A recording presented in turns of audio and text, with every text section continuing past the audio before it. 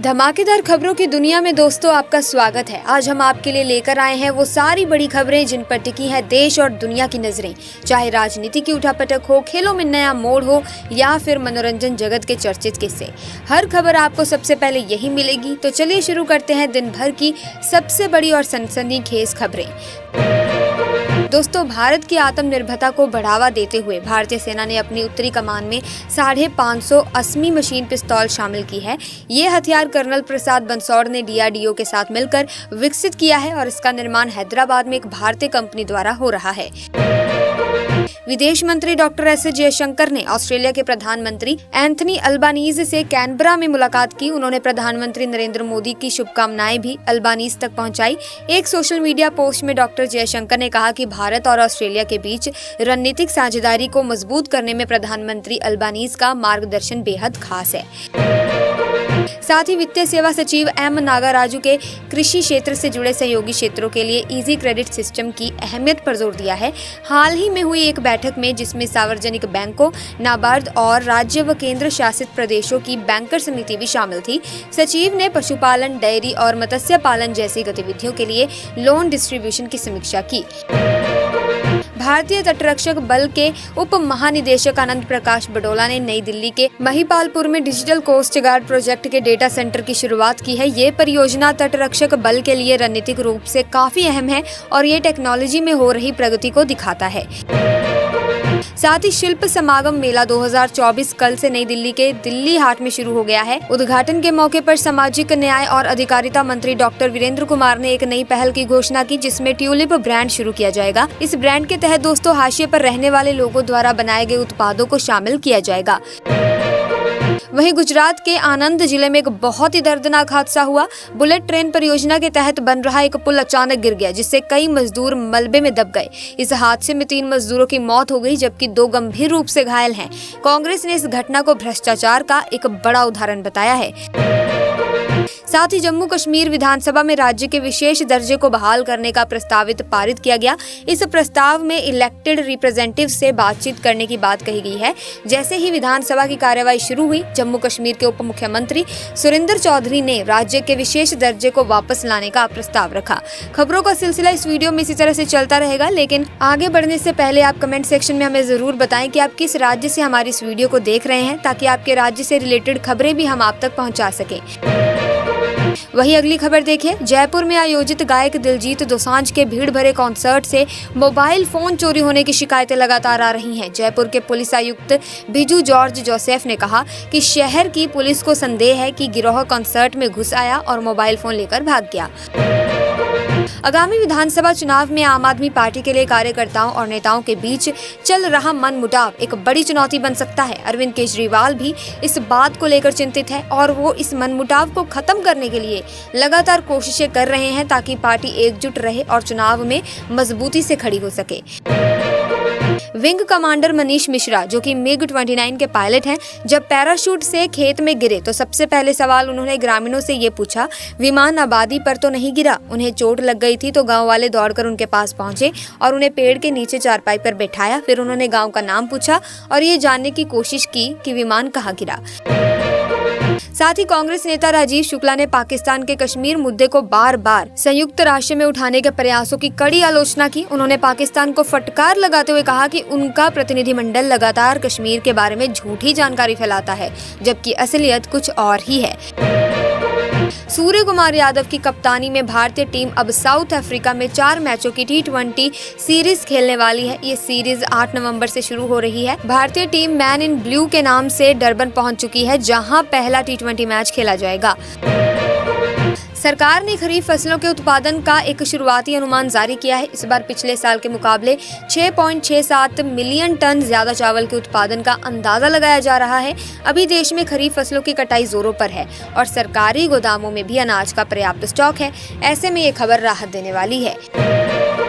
हरियाणा सरकार ने फैसला लिया है कि स्वतंत्रता सेनानियों या फिर उनकी धर्मपत्नियों की मृत्यु के बाद उनकी बेरोजगार विधवा और तलाकशुदा बेटियों को भी राज्य सम्मान पेंशन दी जाएगी, लेकिन इसके लिए एक शर्त है। उन महिलाओं की कोई और आय का स्रोत नहीं होना चाहिए, यानी कि कोई और इनकम का सोर्स नहीं होना चाहिए। संयुक्त राष्ट्र अमेरिका में राष्ट्रपति चुनाव के नतीजे आ रहे हैं। मतगणना के मुताबिक रिपब्लिकन नेता डोनाल्ड ट्रंप ने डेमोक्रेटिक पार्टी की कमला हैरिस को भारी बहुमत से हराया। इस पर बॉलीवुड एक्ट्रेस कंगना रनौत ने भी टिप्पणी की है। बता दें दोस्तों कि प्रधानमंत्री नरेंद्र मोदी ने ट्रंप को कॉल करके अमेरिकी चुनाव में उनकी शानदार जीत की बधाई दी। इसके बाद सोशल मीडिया पर एक पोस्ट में मोदी जी ने लिखा कि वो टेक्नोलॉजी, डिफेंस, एनर्जी, स्पेस और बाकी कई सेक्टर्स में इंडिया अमेरिका के रिश्तों को और भी ज्यादा मजबूत बनाने के लिए फिर से साथ काम करने के लिए तैयार है। गृह मंत्री अमित शाह ने कहा कि मोदी सरकार भारत को आतंक मुक्त करने और आतंकवाद को बर्दाश्त न करने की नीति पर अडिग है। दिल्ली में शुरू हो रहे आतंकरोधी सम्मेलन में सुरक्षा एजेंसियों के बीच तालमेल बढ़ाने पर चर्चा होगी। 2 दिवसीय इस सम्मेलन का आयोजन नेशनल इन्वेस्टिगेशन एजेंसी कर रहा है। साथ ही दिल्ली में केंद्रीय मंत्री डॉक्टर जितेंद्र सिंह ने डिजिटल जीवन प्रमाण पत्र अभियान 3.0 का लॉन्च किया है। उन्होंने बताया कि ये अभियान पेंशन भोगियों के लिए है ताकि वे बिना दिक्कत के घर बैठे ही अपना जीवन प्रमाण पत्र जमा कर सकें। दरअसल प्रधानमंत्री मोदी का विजन है कि पेंशन लेने वाले बुजुर्गों को सरकारी दफ्तरों के चक्कर ना लगाने पड़े और वे डिजिटल रूप से सशक्त हों। साथ ही जम्मू कश्मीर के कुपवाड़ा जिले के लोलाब जंगल में सेना का ऑपरेशन कामयाब रहा। इसमें एक आतंकी मारा गया जिसकी पहचान की जा रही है। सेना के प्रवक्ता ने बताया कि मौके से AK-47 rifle, 2 hand grenade, 4 magazine और कुछ हथियार बरामद हुए। ये ऑपरेशन शाम से चल रहा था और अब इसे पूरा कर लिया गया है। साथ ही बुरनई ने चेन्नई से आई अपनी पहली सीधी फ्लाइट का स्वागत बड़े धूमधाम से किया। रॉयल बुरनई एयरलाइंस का विमान जब चेन्नई से यात्रियों को लेकर बुरनई इंटरनेशनल एयरपोर्ट पर उतरा तो वहां कल्चरल प्रोग्राम के जरिए उनका स्वागत किया गया। बुरनई के टूरिज्म विभाग का कहना है कि इस सीधी फ्लाइट से भारत से आने वाले टूरिस्ट की संख्या बढ़ने की उम्मीद है। वहीं देखिए, कम्युनिकेशंस राज्य मंत्री चंद्रशेखर पेमासानी ने एकदम साफ किया कि सैटेलाइट कम्युनिकेशन का मकसद मोबाइल नेटवर्क को टक्कर देना नहीं है बल्कि उसकी मदद करना है। दिल्ली में हुए तीसरे भारतीय अंतरिक्ष कॉन्क्लेव में बोलते हुए उन्होंने कहा कि सेटकॉम को 5G और 6G जैसे नेटवर्क के साथ मिलकर काम करना चाहिए ताकि देश में कनेक्टिविटी और मजबूत हो सके। साथ ही सैफ उर्फ रियाजुल अंसारी, जिसने सीएम योगी आदित्यनाथ को जान से मारने की धमकी दी थी, अब कान पकड़कर माफी मांग रहा है। उसने कहा कि आगे से ऐसी गलती नहीं करेगा। इंस्टाग्राम पर लोगों का गुस्सा देखकर सैफ ने खुद ही माफी मांगते हुए कमेंट किया। खबरों का सिलसिला दोस्तों इस वीडियो में यूं ही चलता रहेगा, लेकिन अगर आप अपने राज्य की खबरें भी जानना चाहते हैं तो कमेंट्स में अपने राज्य का नाम जरूर लिख दीजिएगा ताकि आपके राज्य से रिलेटेड खबरें आप तक समय पर पहुँच सकें। इसी के साथ महाराष्ट्र में महाविकास अघाड़ी की रैली में स्वतंत्रता सेनानी वीर सावरकर का मातृभूमि के लिए लिखा गया गीत गाया गया। इस रैली में कांग्रेस नेता राहुल गांधी और कई विपक्षी नेता भी शामिल हुए थे। नेताओं के भाषण से पहले इस गीत के जरिए माहौल बनाया गया। वहीं दिल्ली की हवा इस समय बहुत ही खराब हो चुकी है। शहर के कई हिस्सों में धुंध की मोटी परत देखी जा रही है। लोगों को फिलहाल प्रदूषण से राहत मिलने की कोई उम्मीद नहीं है। पिछले कुछ दिनों से वायु गुणवत्ता सूचकांक यानी AQI खराब स्थिति में बना हुआ है। वहीं आपको बता दें कि जम्मू के MA स्टेडियम में 68th राष्ट्रीय स्कूल गेम्स की शुरुआत हो रही है। पहले दिन जूडो के अंडर 17 बॉयज वर्ग के मुकाबले होंगे। इस प्रतियोगिता में 35 टीमें जो अलग अलग राज्यों और केंद्र शासित प्रदेशों से हैं वो हिस्सा ले रही हैं।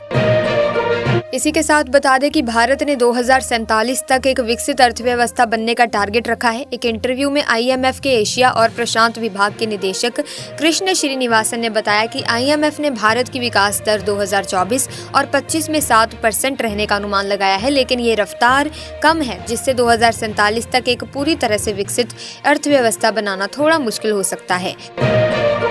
सुप्रीम कोर्ट ने उत्तर प्रदेश के महाराजगंज में हुई बुलडोजर कार्रवाई पर राज्य सरकार को कड़ी फटकार लगाई। कोर्ट ने कहा कि बिना नोटिस दिए घर गिराना बिल्कुल गलत था और इसे मनमानी करार दिया। प्रक्रिया का सही तरीके से पालन नहीं किया गया।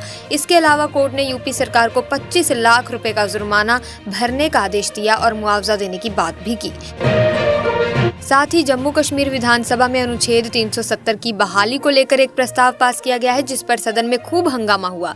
बीजेपी ने इस प्रस्ताव का विरोध करते हुए इसे राष्ट्र विरोधी एजेंडा बताया। साथ ही बीजेपी ने ये भी कहा कि विधानसभा स्पीकर को निष्पक्ष रहना चाहिए और किसी पक्ष का पक्षधर नहीं बनना चाहिए। इसी के साथ दोस्तों फिलहाल के लिए आज के इस वीडियो में बस इतना ही। आई होप वीडियो आपको इन्फॉर्मेटिव लगी होगी। अगर हाँ तो आप इस वीडियो को लाइक करें, शेयर करें, चैनल को सब्सक्राइब करके बेल आइकन को प्रेस कीजिए ताकि नए वीडियोस की अपडेट आपको मिलती रहे। हम मिलेंगे जल्दी एक नई वीडियो में, तब तक के लिए जय हिंद, जय भारत।